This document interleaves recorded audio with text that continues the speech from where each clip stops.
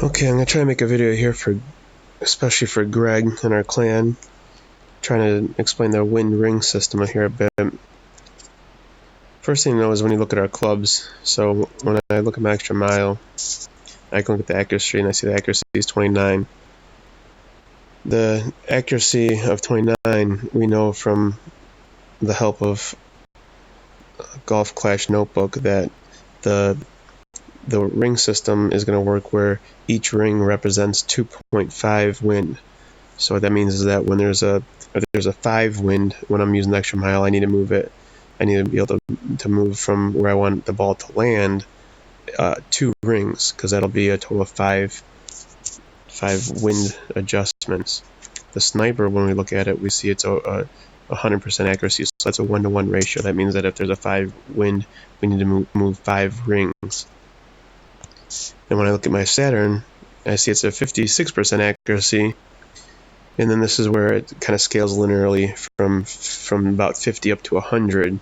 It's you can divide the 100 by whatever the accuracy is, roughly. So my accuracy is 56. That means that the wind ring scale is going to be a 2-to-1 ratio. So each ring is going to represent 2 wind. So if we had a 5 wind using this club here, then we're going to want to move 2.5 rings to make the proper adjustment for the 5 wind. Now, one thing to take into consideration too, in Golf Tommy really explains this well, in some of his videos, is that that's for max distance of the club. So when you go to min distance of the club, it's about 80% of that. So instead of a ring adjustment of 2 per ring for the Saturn, it's actually going to be like 1.6 per ring at the minimum distance of the Saturn. But the power of your ball is also going to affect things too. So as you increase the power of your ball, then the club's going to hit longer, which is going to affect is going to have the opposite effect of when you go use the minimum distance. Since you're adding distance to it, then the accuracy of the club's going to go down just a little bit too. So your rings will be a little bit wider, if you will. So the wind, you'd have to make like a 2.6 adjustment instead of a 2.5 adjustment. But I'm not so sure that matters that much, those little nuances, because when you hit it, even when you hit it perfect, it's always off center a little bit, so you're going to have a little bit of float there anyhow. Thorn, you see my thorn's about a 52, also says a 2-to-1 ratio. So let's try to hit some balls and see if we can do this right and show you what I'm doing. And then the new way I'm doing it, I've been kind of just eyeing it up from where the ball was in the wind direction, the direction it was going, and my big fat finger gets in the way of my phone. I really can't see it very well. So I came up with a little scheme. I was using the Golf Notebook app there for a little while, and the little crosshairs there, make it really handy, and it really helps to learn the wind, and then some other little tricks that it has, when you can see the clubs on the left and that kind of stuff. So if you have an Android device and you download the Golf Clash Notebook, you can learn the wind system a little bit better, I think, with that. But I think don't become dependent on it, because once you become dependent on it, then it's a lot more difficult to do anything else. And I know it's not available on Apple to use the overlays, is my understanding. So even though he overpowered it, and then he hit the great shot, and that's actually going to offset by 1 ring, so that he floated on top of whatever he did for adjustment there. He floated an extra 2 to the or extra 2.5 to the right. So let's see what we're going to end up here. I think this one you just end up in the rough anyhow, and it's going to be okay. So we'll try to do a nice accurate shot here for us. So we'll try to land it there, and I know that, how about we just try to land it just right there. And I know that the ring system here, this is 2.5, so all that the edge of the green and white is going to be 9, so we'll hit it right there, and I'll give a little bit extra power, I'll give a little bit of curl, and we should be landing our great shot. So that's what we're going for, and I curled it right up and up through there, so that worked real well.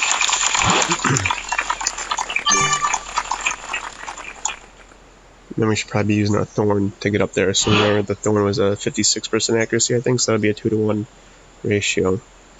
And we'll have the wind in our face, but we can still we'll make some compensation for that just to do it here.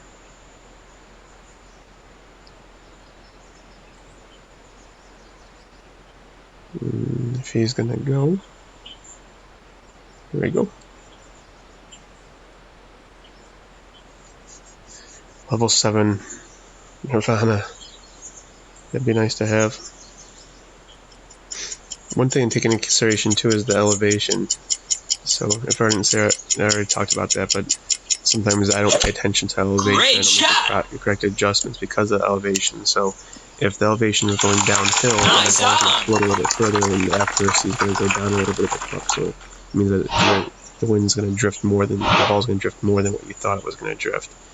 All right, so I'm a backspin junkie, and when I do this, I like to see how close I am to the actual maximum of the club. So we'll shoot it here. We got to go further. So I spin around, and we know that this club was a 2-to-1 ratio. So I get the wind going directly ahead. We need, if it's 6, because 2 times 3 is, or 2 times 3 is 6. I'm gonna go right about there and move it down to that ball there. Getting close on time, but that's okay. I'm just gonna get it right there. Got a perfect shot. So we got the right distance. Nice shot. It's okay.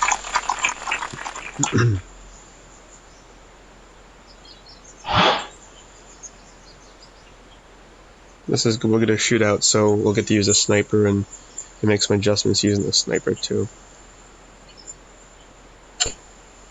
Birdie.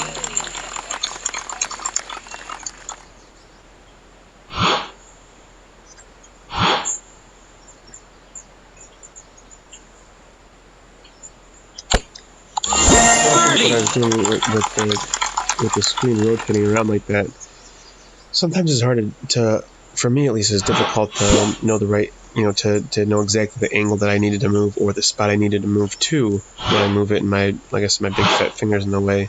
So by using that ball at the bottom as my anchor point that I want to end up at, and then by placing the actual ball directly above that, I just know I need to slide straight back. So if I put the wind straight up like it's going for us already right now, the wind straight up, as long as I don't deviate to the right and left at all, and I made my rotation good to have the wind just straight ahead, all I need to do is slide back to the amount that I had it at. So that's where I count the number of rings, and I position that ring that I want to go to where the ball on the take shot is, and then when I slide it back to that, I know that I'm right where I need to be.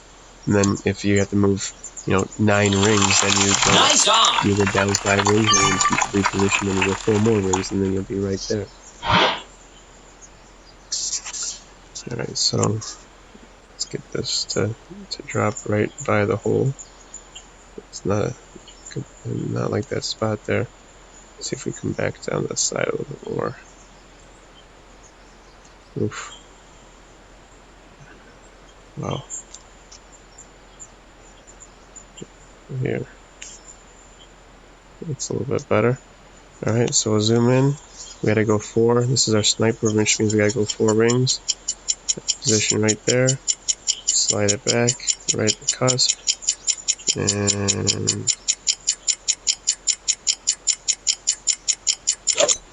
great shot! A little bit left. Nice on! So it worked out pretty well.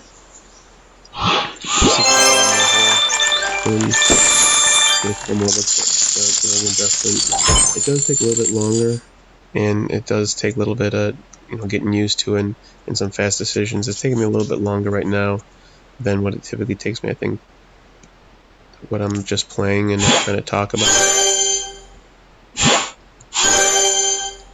But as I'm talking, trying to talk about what I'm doing, it seems to take me a little bit longer to make these decisions.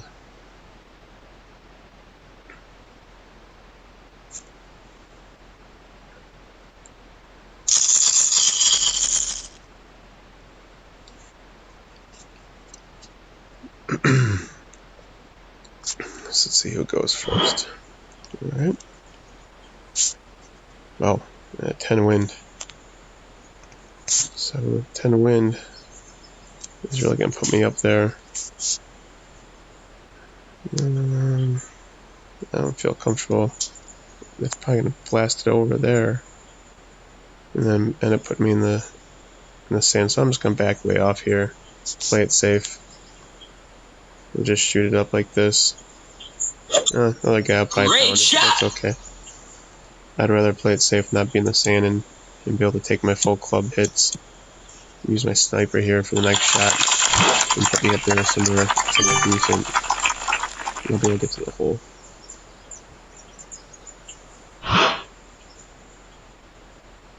This guy's level 7 sniper. I think the accuracy of level 7 sniper is a little bit better than what I got, so maybe it's almost a 2 to... I think it is. I think a 7's a 2 to 1 ratio. So if that's the case, then 10, which is almost what the wind is now, his ball would land at the outer end of that right, well, actually about the middle of the white ring, and then he's going to overpower it a bit. So we can't see where his ball's going to drop, but looking at where mine was going to go at, it's a little bit of a risk, I think, that second bouncer or so, or first bounce. Ooh, and then he hit it way to the left, so that's going to go 10 to the left, because the white ring is where he hit that at. So you can see it really went way to the left, as if you were to hit it, as if he was to slide his actual adjustment on the fairway over to where that white ring would have been. Yikes.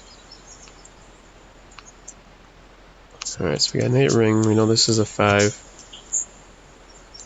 We'll do some spin.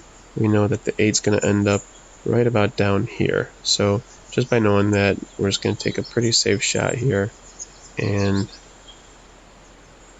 we'll just hit it there. I like to use a lot of curl. Make sure we stay on that fairway. Perfect shot!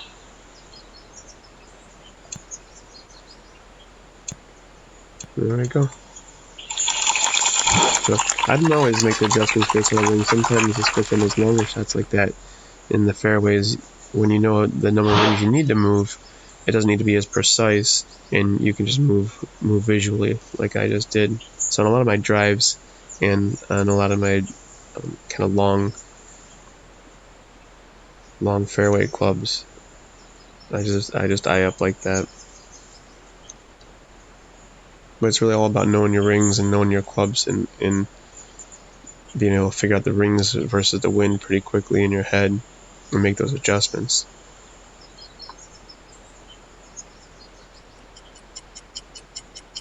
I'm guessing he's playing a tablet. I noticed that sometimes people's adjustments go way out the screen like that, and my only guess is that they're using a tablet, so they're able to zoom in or do Great something shot! like that. That goes off my screen. Nice shot. He's fighting to get out of the rough. Let's see, his third shot. Okay, so we know that my Saturn was a 2 to 1. Like I said, we'll try rolling it up there instead. How about that? We'll roll it up like that. Where are we at with this Saturn? So we're right at the edge of the Saturn too. So compensate for a little bit of roll. 8.8 is a 2 to 1, so we need to move 4.5 rings, right, to give us 9. So 4.5 is going to be right about there. Roll it straight back and take the shot. See what happens here. We got a little bit. Great shot! A little bit too much power. Nice on! I guess it rolled a little bit more than I thought it would.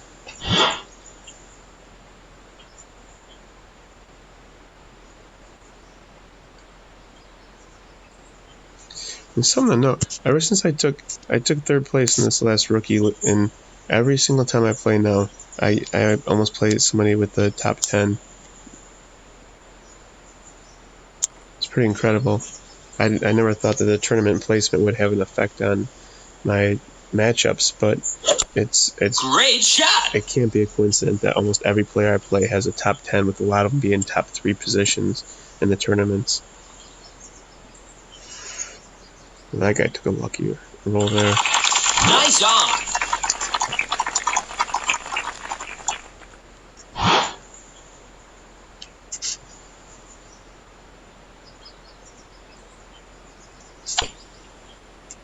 Birdie. Alright, so if he nails this, then we get to see another shootout and that wind adjustment.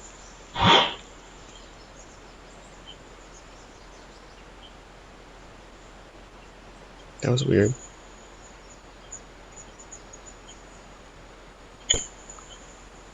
Birdie.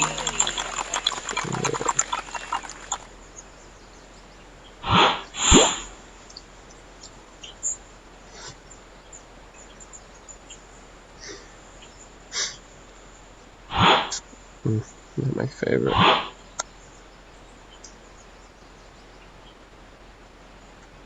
Problem with this one is that there's those little divots in the front that really shoot your ball off to the sides if you just move a little bit.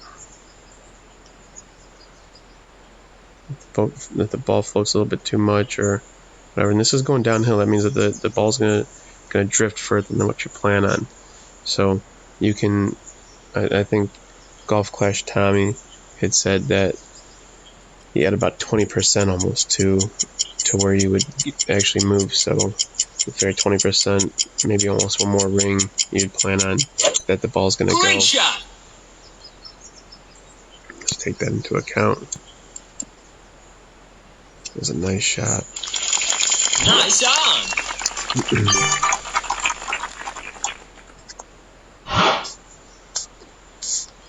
Alright, so let's find a spot here that we want to hit off of. Seems like a kind of nice area here. I don't see a lot of drift in the ball. Is that where we want to be? Looks pretty good. Alright, and then 8.6, we'll go a little bit past 8.6, right? It's zoomed in as it lets me go. So we'll go about 5 here. We'll do about another almost 4. That was not Great a good shot. Oof.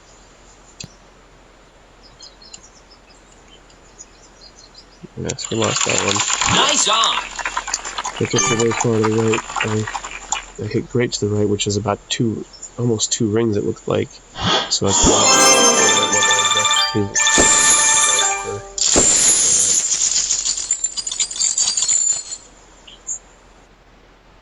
So, in the interest of filling up one more chest, I will play one more.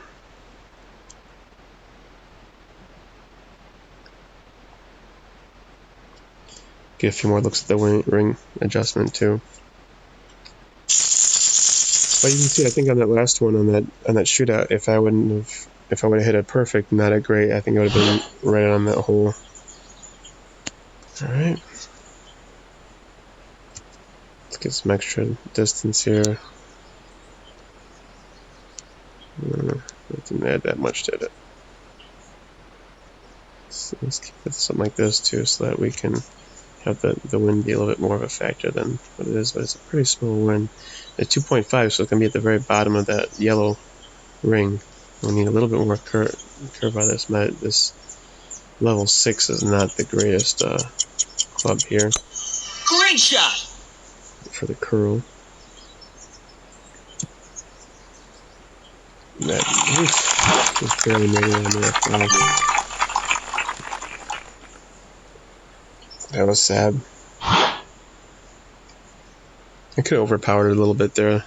Sometimes I really try to avoid overpowering it because it's so easy to let it get away from you and then hit one of the rings off to the right or left. But especially something like this, you one little mess up here and you go off the wrong way, you end up in the rough. Great shot. And I'm just not as good as some of you guys who overpower it all the time, like this guy here. I also think maybe on the tablet it's a little bit easier to do. I would say my daughter's tablet's quite a big difference. Can I make it up here? Jeez. Alright, well we can pop it up like this. We'll give it just a little bit of a boost. Make sure we make it up there. And since we need to go 8, I'm going to flip this thing around. And I need to go 8, so I'm going to put this right at the edge there for 5. And then we got to go another 8.8, so almost 4. Go back to here. I think we should be good. Perfect shot.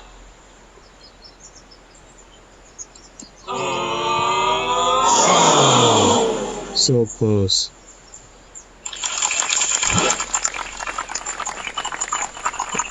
I think JJ and Double Bogey were thinking there's no way that was going to work.